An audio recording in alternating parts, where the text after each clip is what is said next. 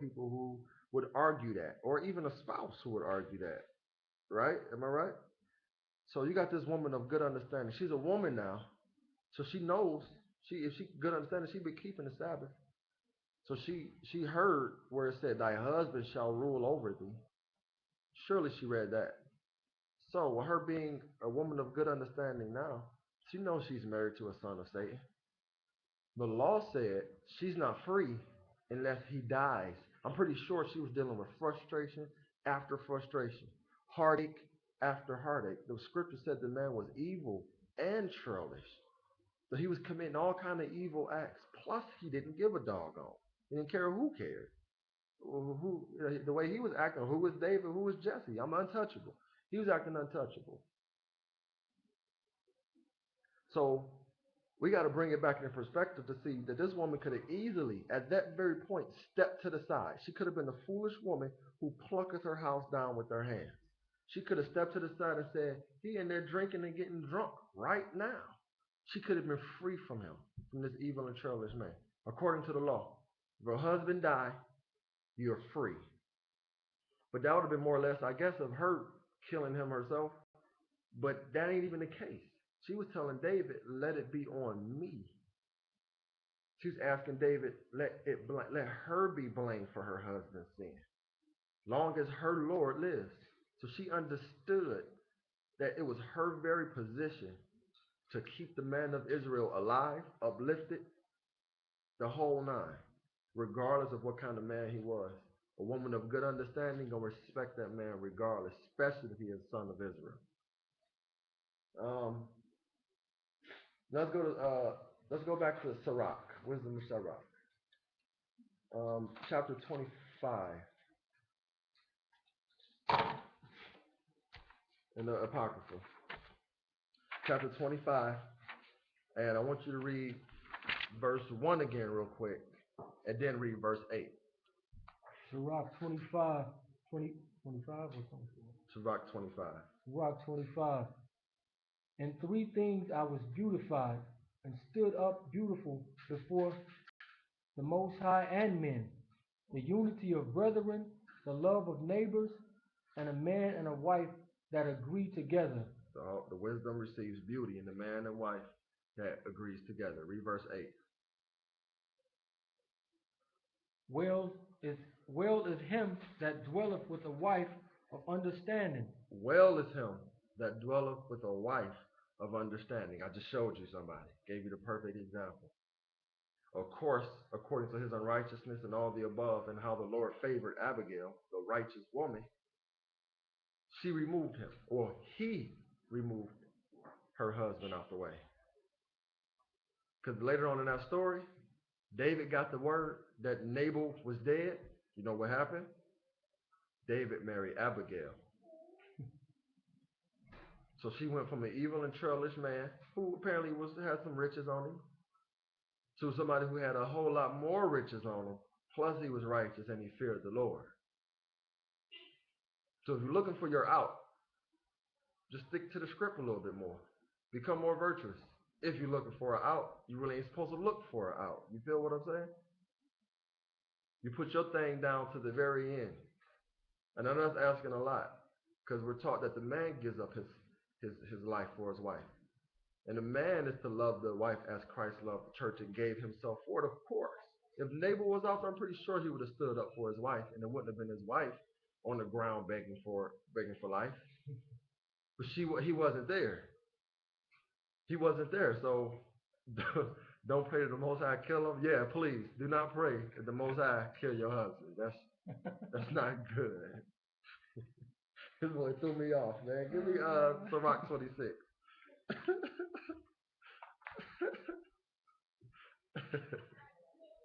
Sirach 26, give me verse 16. Sirach 26 and 16. As the sun when it ariseth in the high heaven, so is the beauty of a good wife in the ordering of her house. Read that again. You know how you go out, you wake up, you look outside, and you're like, wow, it's a beautiful day. Because you're looking at the brightness of the sun, the colors, and all the above. Read that again.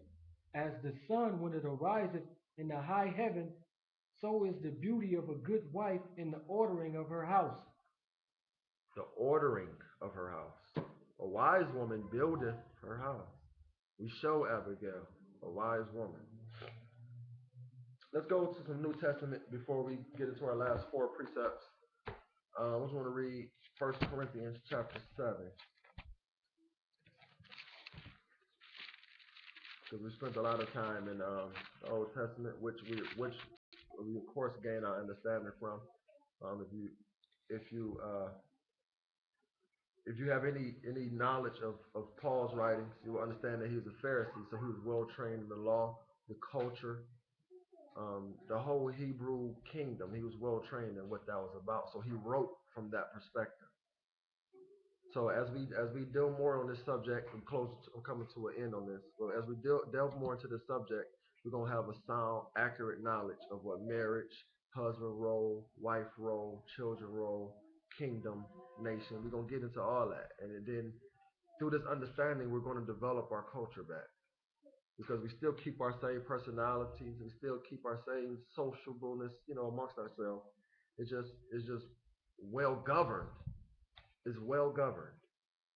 And, what more could you ask for? So we're gonna start at verse 1. 1 Corinthians 7 and 1. Yeah. Now concerning the things whereof ye wrote unto me, it is good for a man not to touch a woman. Keep going. Nevertheless, to avoid fornication, let every man have his own wife, and let every woman have her own husband. Keep going. Go, just keep going to like 16. I'll interrupt if I need to. Let the husband render unto the wife due benevolence, and likewise also the wife unto the husband. Oh, I gotta say something right there. When you look up the word due benevolence, it's the duty of marriage. Okay? When you marry, you have a duty to fulfill what we read out the Bible dictionary, that marriage is the sexual, what was the word? Nourishment, I guess that's what they use. So you don't be denying each other.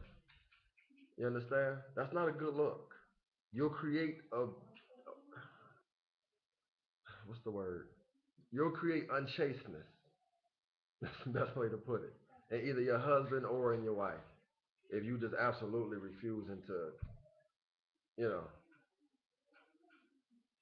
let's keep reading, all right? First Corinthians 7 and 4.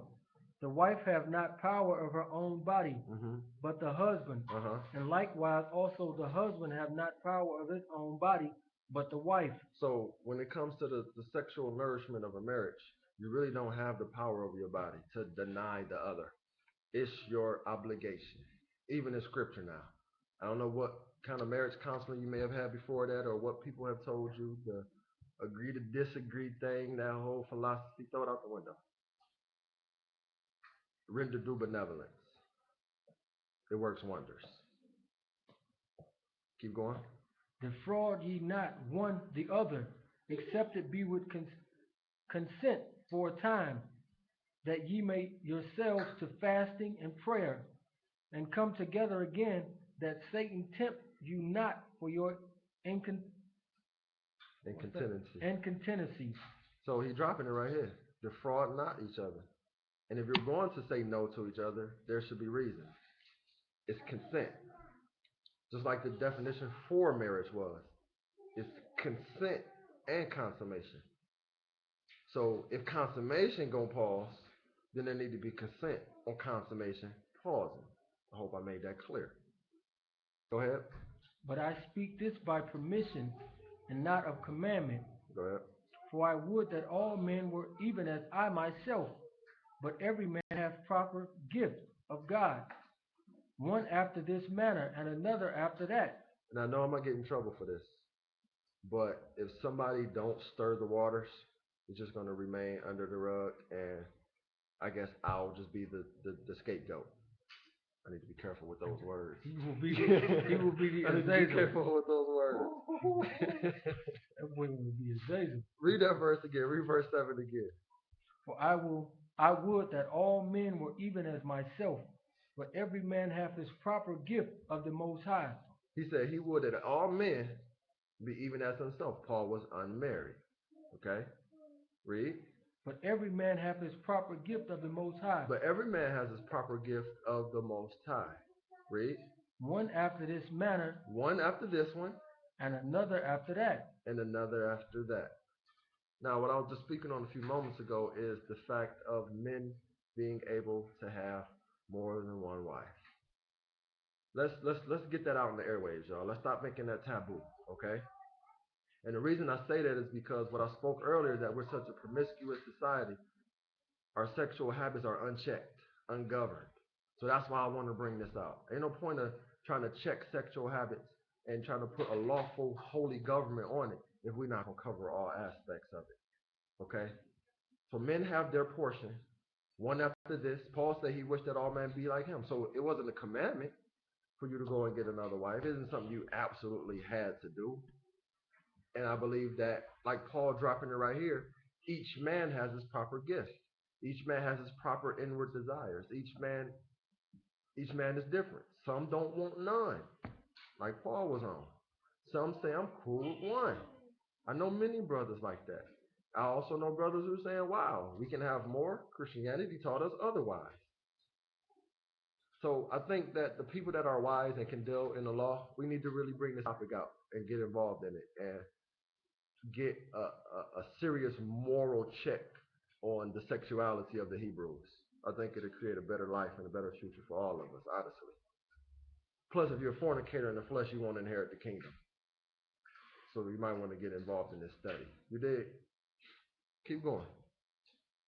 I say therefore to the unmarried and widows, it is good for them if they abide even as I. But if they cannot contain themselves, let them marry, for it is better to marry than to burn. Keep going. And unto the one second, y'all. And unto the married I command not, yet not I, but the Lord, let not the wife depart from her husband. He's saying, unto the married I command, yet not I, but the Lord has given this command. Read it. But as if she depart, let her remain unmarried, or be reconciled to her husband, and let not the husband put away his wife. So, but an if she depart, if a wife decides to leave her husband, it can be one of two ways. She can just leave and depart. Or it can be as Jeremiah wrote in chapter 3, she can treacherously depart. That's one I do not advise. Because the jealousy of a man is his rage. I don't think you want to see that. But, so if she decides to step away from her husband, regardless, if Abigail was going to step away from Nabal at the time, there was nothing she could do as far as ever marrying again. I don't care what Nabal was doing. The Bible says he's evil and churlish. There was nothing she could have done to free herself from that law. She bypassed the chance to free herself from the law, but she could have allowed David to kill the man. But her virtuosity didn't allow that. That's a virtuous woman, one who will lay down their life. I know I want that. I'm pretty sure most men want that. And if need be, people who are going to lay down their life for you. That's hot. Or be reconciled to her husband, and let not the husband put away his wife. Brothers, we can't, for every little thing, we can't be so anxious to put them away. I know they probably get on your nerves. How much you think we get on theirs? But we, of course, we're the authority, and we can do certain things. But, I really advise you try to stick it out, man. It may be challenging. Matter of fact, I guarantee it's going to be challenging. Paul said, even in marriage itself, you're going to have trouble in the flesh. But don't be so fast to put your wife away, man. Women have this inner ability to love you, and if they're taught in the right direction, they can be that virtuous woman. They can be that pillar of rest. They can be that helpmeet like unto yourself. It just may be more hard for others to accomplish that. You did? Verse 12, go ahead. But to the rest speak I, not the Lord. If any brother hath a wife that believeth not, and she be pleased to dwell with him, let him not put her away. If any brother have a wife that believeth not, or let's say she even slow to believe,